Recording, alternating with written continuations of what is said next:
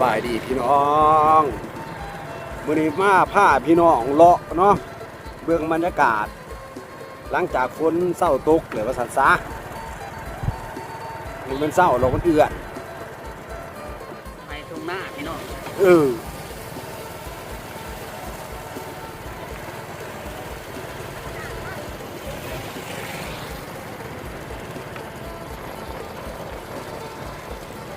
เบิ่งบรรยากาศทงให้ทงหน้าเขาเขียวกะจี้พี่น้องเอ้ย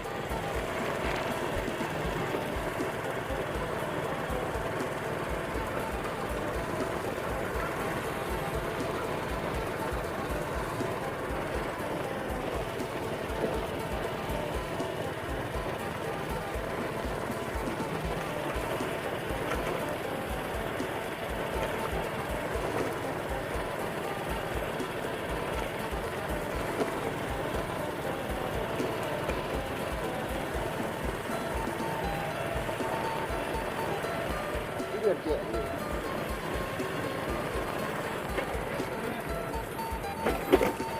ตัวมีเสนื่อน